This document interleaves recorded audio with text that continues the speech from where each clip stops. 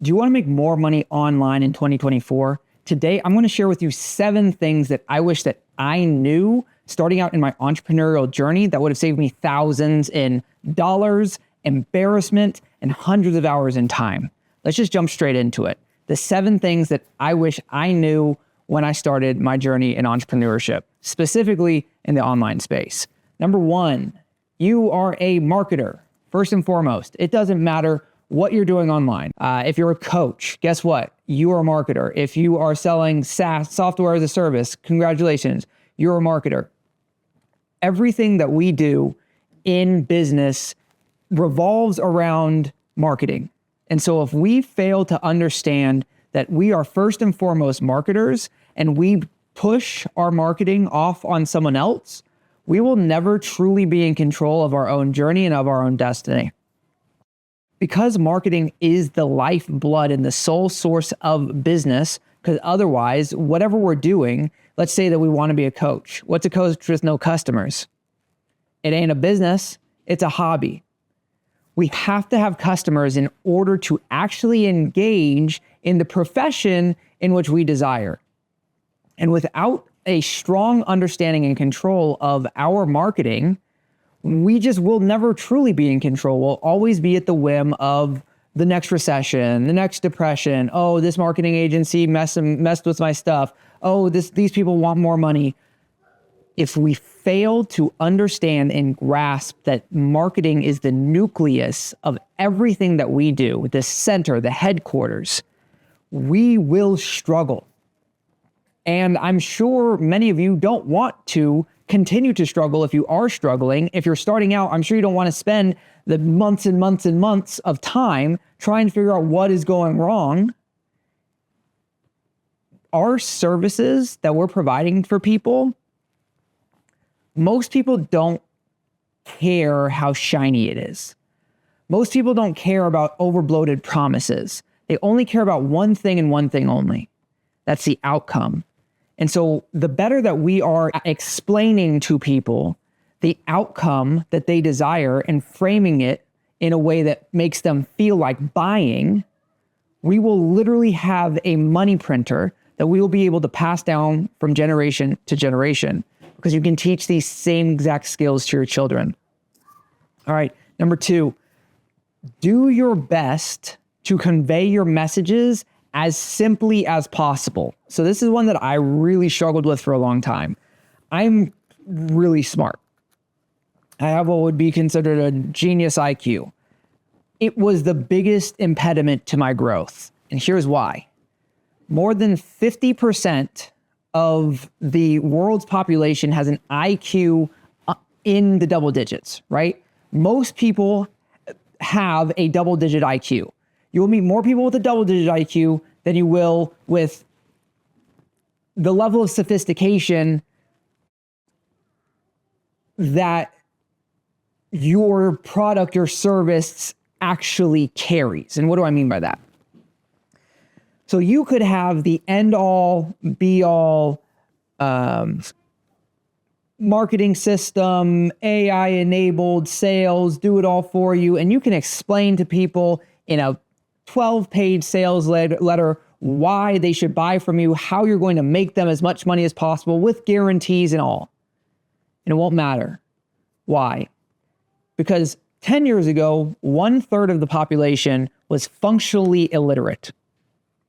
The number is far higher today. And so attention span is not what we are going to be competing for.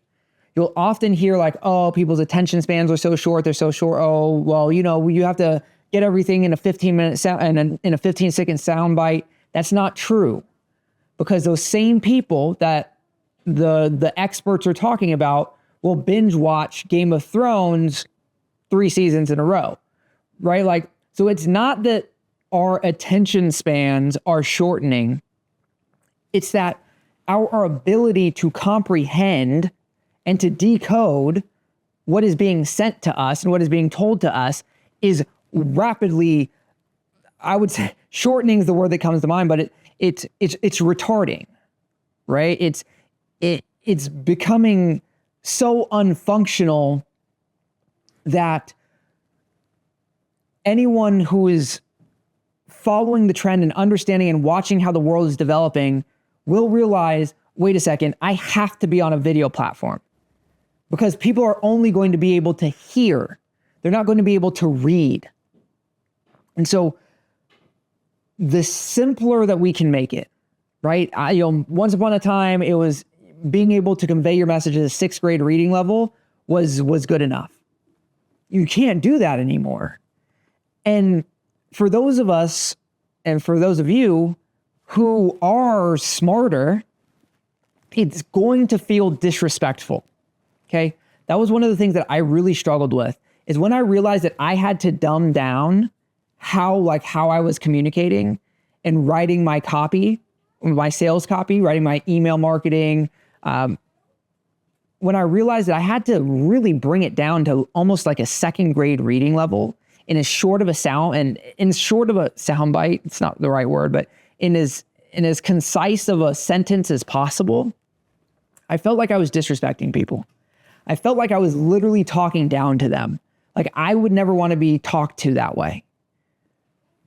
The reality is that people like that are going to feel more offended by you using sophistication, by you using preciseness of language, because they're going to feel like, oh, who does this guy think he is? Oh, you're flexing all that smart stuff, using big words, yada yada. Who does he think he is, or who does she think she is? So it might feel, if this is resonating with you, it might feel like it's disrespectful to talk down to people at that level, but it's not. It's how they desire to be communicated with, and oftentimes how they can only be communicated with. Because if somebody only has a 3rd grade reading level, guess what? You better be communicating to them in at a 3rd grade reading level. You're not disrespecting them. They just didn't develop the awareness. They just didn't read, or their parents didn't raise them right, or whatever it looks like. I don't know why, but we have to meet people where they're at. And it's way easier to communicate to people on a 2nd or 3rd grade reading level. Let me rephrase that. You can communicate with far more people on a 2nd and a 3rd grade reading level than you can with 7th, 8th, 9th postgraduate communication, right? When we can take our messaging and go, well, what is my ideal client saying to themselves? I'll give you an example. So I do AI-enabled email marketing, and I was writing fairly sophisticated sales letters, basically sharing with people how you can use email marketing to test not just to generate appointments, but how you can test different offers, what sort of messaging resonates, headlines. You can use it to double down, to really dial in the assets that we want to be presenting on the rest of our paid media. So we can use email marketing when we can do it at high volume, because we can send 250,000. I mean, we can really do millions per month. But you can take that data and then copy and paste it across all the rest of your marketing channels. That's too complex of an idea. Do you know what people are actually saying? Even if they're $100 million businesses, how do we get a better open rate? How do we get a better click-through rate? How do we get more responses? And how do I get my emails to deliver with all these new rules? So what's my email copy now? As opposed to trying to position myself as this separate idea of an offer, which is something that I can add on later on, right? Instead, it's, hey, do you want to use AI for better open rates, better delivery, better click-through rates, and more responses? Reply yes for some more information. P.S. Need more volume? Our AI-enabled system can send 250,000 emails plus with less than 24 hours of warm-up time needed, and it will deliver at 99% or higher. Dedicated to multiplying your success and freedom, Jarrett Roden, founder of LeadGen.ai. Right, so instead of taking the level of sophistication that I'm sure that it is, I'm sure that you have a very sophisticated offer. It's an incredible system or an incredible product that deserves to shine and to be in the spotlight. All of the sophistication, though, is repelling your ideal client. Because here's the thing. The two things that we really need for somebody to be able to buy our stuff and to invest in our stuff is the ability to buy and the willingness to buy. And so that's targeting the affluent. And do you really care if the affluent clientele that you're serving has a 3rd grade reading level or a 13th grade reading level? Probably not. As long as you're helping to transform their lives and to serve them, right? So when we can figure out how to take the sophisticated product or service that we have that can transform somebody else's life and boil it down into a couple sentences that anyone can understand and do our best to think about, are people actually saying these things, right? Are people saying, I wish I had a better open rate. I wish that my emails would deliver. I wish my bounce rate wasn't so high. I wish I could get some more responses. I wish I could get some more appointments. Man, I wish I was more confident. If people are saying these things and we put them in a message that is digestible, that's easy to comprehend, they'll go, hey, I said that same exact thing. It's like this message was meant for me. It must be a sign. And so this is why we want to simplify our message as simply as possible. Number 3, allow your who to evolve. So in marketing, we're always going to be talking about the big 3: message, message, media, and who you're actually marketing to, right? So don't get super stuck on, I only serve this person, right? Especially if you're new. If you're newer in business and newer into entrepreneurship, I would recommend going fairly broad and then just letting it develop over time, right? Where you want to get hyper specific is in what people are saying. Like, hey, are they saying to themselves, again, email marketer, right? Our AI-enabled email marketing system. Are people saying, hey, I wish I could get a higher open rate? Are people saying, man, I wish I could get some more responses? Man, I wish I could make email marketing work, right? If I put a message that you're already saying that, great, perfect. Now, as I'm targeting those people, I'm going to figure out, okay, who's the most successful client that I have? Who are the handful of the most successful clients? What industry are they in? How old are they? What do they like to do? What is their actual offer or service? And so as opposed to, I target these people and only these people, instead looking at the pool that you've created of your ideal clients and like the ideal of the ideal clients, and then figuring out like, oh, that's who I really market to. That's who crushes with my X, Y, or Z thing. As opposed to choosing, well, this is who it is, allowing that to develop over time. Because here's the cool thing. We're not meant to serve everyone on earth. All people are not meant to serve all people. We are given a very specific assignment to serve the people that we're called to serve in a way that pleases God, Jesus Christ. So by allowing the who to develop over time, your messaging is going to become more refined. Now you're talking to the right people, and this is where the magic happens. All right? So, number 3, allow your who to evolve. Number 4, you want to focus on trust in your sales processes. So the key to all sales success is trust. If people don't feel like they can trust you, you're going to have a very, very difficult time getting them to the point where they want to buy. We live in a different world. We can't just slam things down people's throats anymore. They can go out, find all the information. You have 75 competitors a click away. We have to exist in a place of trust and integrity. And so the secret to sales isn't actually learning more sales skills It's not learning more sales abilities. It's not learning more closes. It's not learning new systems. The secret to sales is being a person of integrity, doing the right thing when no one's watching, right? Because if we're making excuses, guess what? We're not keeping our word. When we're lying to people, we're definitely not keeping our word. When we're lying to ourselves, when we say we're going to do something and then we don't do it, we're not keeping our word, right?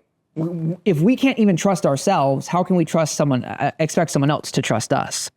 If we say we're going to be somewhere at 11 and we get there at 11:05, we've broken our word. We're untrustworthy. If we can make a covenant with ourselves, and a covenant meaning like there's no way out, because that's what a covenant actually is. A covenant is not a promise. A covenant is, this is sealed in blood. I will make sure that I fulfill on this covenant, right? 100%, I told you I'm going to do something, therefore I will do it. When we covenant with ourselves that we're never going to break our word, that we're going to be at places on time, that if we say something, we do it, this will start to pour out of you, where people will just be so attracted to your energy, where they will literally just have to comment, right? I've had people tell me, Jarrett, are you Amish? No, I'm not Amish. I love technology and artificial intelligence. Well, there's just something about you that's just so pure. I said, well, I certainly hope so, because I've been reading this thing called the Bible and doing my best to live it out every day and to keep my word. And so I hope that I'm gaining some form of righteousness by having Christ live within me. This translates into sales. If people feel like they can trust you and that you're going to take care of them, that's mainly what people are looking for. They want to do business with someone they feel like they can trust and isn't going to screw them. Because a lot of people have been screwed in this world, especially in the business space. There's lots of snake oil out there for sale. And if you can be different, if they can just sense it by the way that you talk, by the way that you move, dude, you don't even have to have a competitive advantage for your product or service. You can sell just because you're you. This ties into number 6, right? Or number 5, excuse me. So that was number 4. Trust is the foundation of all sales success. Number 5, people only buy for one reason. Only one, which is nice because we only have to figure out how to do one thing. People only buy anything because they feel like it. No other reason other than, yeah, I felt like buying. I bought because I felt like buying. People aren't going to buy if they don't feel like buying. You can't convince someone that I don't feel like buying. You're not going to convince me and tell me 100,000 things. Like if I've decided that I'm not going to buy, there's nothing that you can say to me that is going to make me want to buy. Sorry, just is what it is. And so if we can shred this idea of we're going to convince people to buy from us, it will help an immense amount. But if we can shred this idea and instead replace it with the idea of, if I can create a positive frame around what it is that I'm doing and can provide them a path to success where they feel like, you know what? I feel like this is the right thing. I feel like this can get me where I want to go. If we can make people feel like buying, then they will buy. Or they'll do everything in their power to try to buy, to do what they can to buy. Now, I'll ask you, has there ever been something that you could not afford, but you inside you're like, I 100% want that. I need that thing. What did you do? You figured it out, right? You figured out how to get the money together. You figured out how to get the resources together. You sold some stuff. You traded. You got a loan from somewhere. When you feel like you need it or desperately want it, you're going to figure out how to buy it. And so when we can figure out how to make people feel like buying, which number 1 is going to come down to trust, right? Because if they feel like they can trust you, then they'll actually believe what you're saying. Like you could be the most credible person on the planet. It doesn't matter if they feel like they can't trust you, then it doesn't, your words literally mean nothing. When we can figure out how to get people to feel like buying from us, we will have cracked the code on sales. And the first and foremost thing is to put a positive frame around your product or service. Almost so to the point where any negative that they throw at you, you need to be able to turn it around and make it a positive, right? There's nothing on earth that's only one-sided. Okay, like for like this battery, there's two sides. You know, like you ever seen a one-sided piece of paper? One-sided coin? No, it can't exist. And so when we're able to transform somebody's negative outlook or negative belief about maybe what it is that we're offering or the situation that they're in or the scenario that they're in, and we're able to reframe it in a positive light, we're one step closer to getting them to the point where they feel like buying. Because that's what we have to solve. Like you can have a fantastic presentation, great, that's awesome. I've done fantastic presentations and haven't sold. You can use all the closes in the book and still not sell. We have to get people to feel like buying, and then they will buy. All right, so number 6, we need to allow our offers to evolve. Okay, so we might initially go in and create an offer and over time, understand that it does more than what we initially designed it to do. For example, my AI personalized email marketing system. Initially, I just thought like, okay, this is going to book more appointments via cold email outreach. Well, as I continued to learn more about my system that I designed, I realized, wait a second, I can use this to personalize direct mail as well. Well, what else did I figure out? Oh, I can use my system to actually test offers, send them out to 250,000 people and see what people's reactions are like. Oh, wait a second, I can use this to optimize my paid ads. You see, my offer evolved from helping people generate appointments via cold email to literally a data system that can be used to optimize your entire business. By allowing that flexibility, number one, you create price elasticity because you're going to be doing something different than everyone else in your market. But number two, you're also allowing your offer and your messaging to really work together better, right?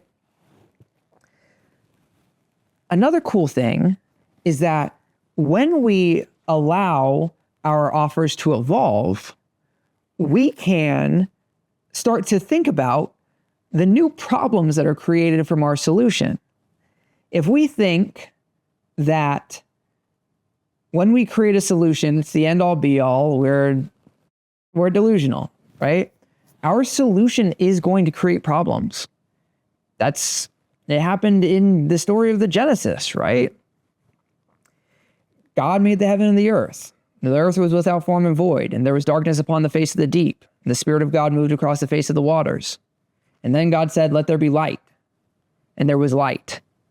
And God separated the light from the darkness, from the light from the darkness. And he called the light day, and he called the darkness night. And there was evening and morning on the first day. Okay, we now have light and darkness. Cool. Now what? Well, now there's just there's a whole huge void, and we can see it. All right. Well, let's put some boundaries on it and see what we can create. And then God said, let there be a firmament in the midst of the waters, and let it divide the waters from the waters. Created the firmament.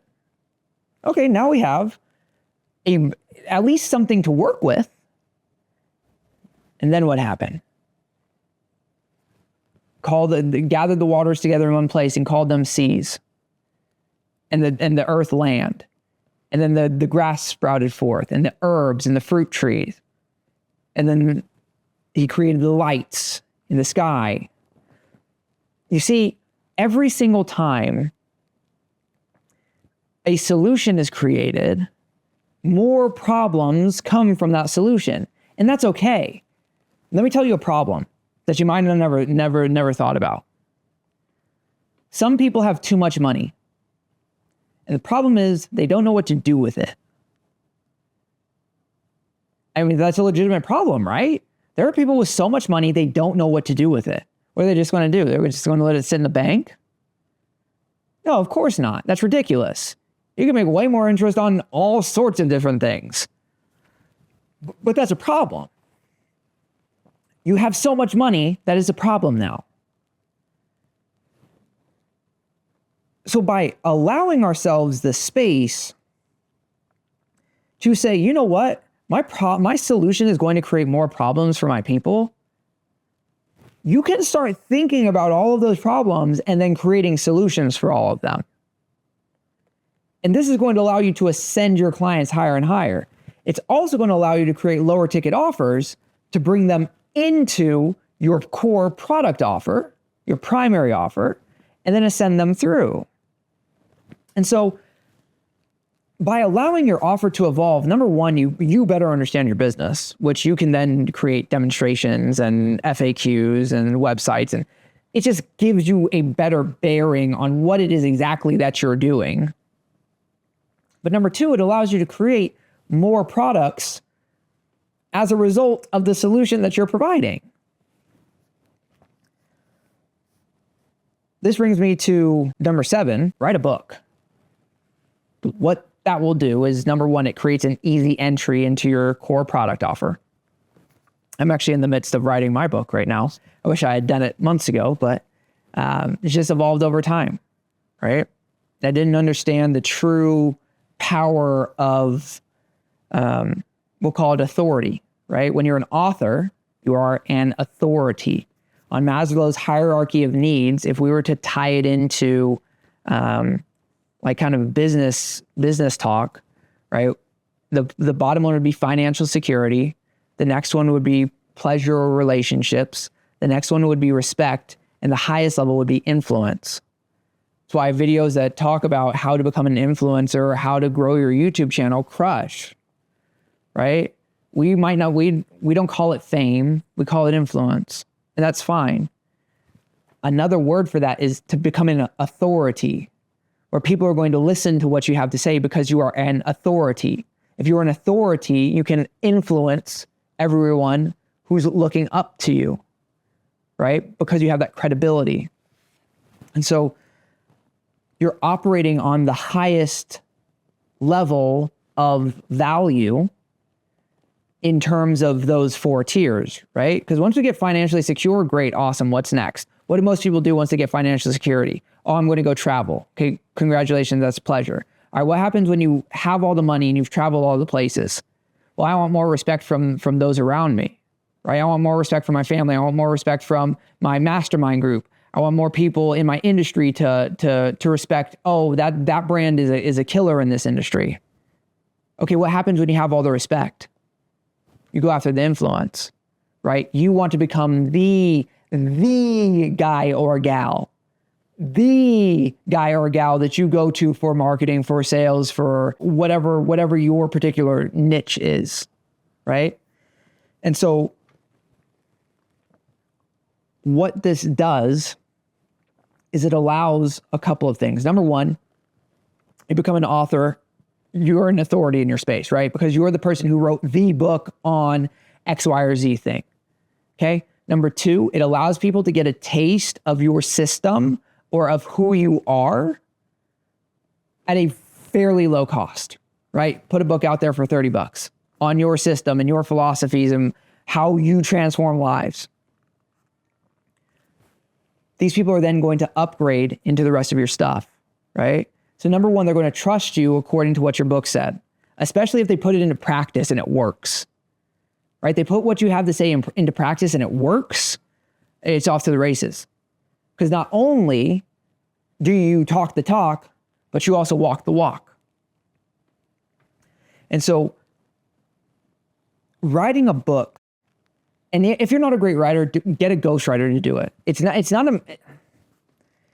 important whether or not you wrote the book. What's important is that these are your ideas. Like, these are your original ideas. These are things from your personal experience that you've developed or that you've learned over time. Put into a compilation of your greatest hits. Now, I know what you might be thinking, but Jared, I thought you said that people don't really read that well anymore. Doesn't matter. Because the people who are going to be successful in this life read. They read.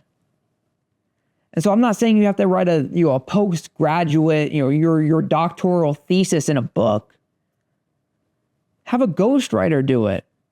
Get all of your ideas together, all of your videos, all of your resources. Hand it to a ghostwriter. Your ghostwriter is going to write it for you. And then get an editor to work on it. Or if you want to do it yourself, just write something, do your best, put it through Grammarly, read it out loud, have one of your friends read it out loud. And then if it's in a point that you're like, you know what, I'd put my name on this, put it out there. At least you wrote a book. And who knows? What happens if you sell 10,000 copies, $30 a pop? Oh, you made 30 grand. What if you sell more? 100,000 copies. Well, now that's 3 million. The payoff is too high to risk not writing a book. And it ties together everything else, because here's the cool thing. Your book ends up becoming a marketing piece. And so now you can start dialing in your messaging for your who to drive toward a book. Your books then go to upgrade them into the next offer. You'll jump on a call with them, sell them your $2,000 to $5,000 thing. They might want some coaching, sell it for $27,000, $35,000, $55,000. It doesn't matter at that point. If you know that whatever amount of money that they hand to you or whatever they're going to come to you for, that you're going to 10x that thing, I have no confidence. Now I have 10 times the confidence. And I'm able to find the woman of my dreams or the man of my dreams if you're a woman. Then that's worth it to them. They will trade the money that they have, the financial security that they have, for the transformation that you will provide. It makes everything else so much easier. Because inside your book, you can literally highlight the next problem of, hey, now that you know all these things, you might need a guide. You might be in a place where you might not be able to make it happen. Hey, no worries, right? Keep practicing the stuff in this book and it'll happen.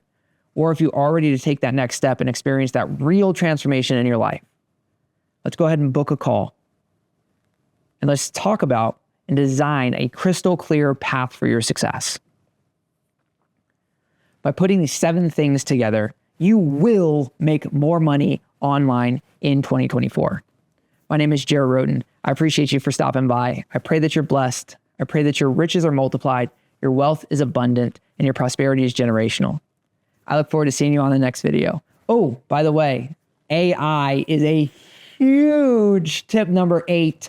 I didn't have time to go into it on this video, but I'll put a video somewhere around one of these areas on how to survive the AI revolution and how you should be using AI in your life today, even if you're not running a business.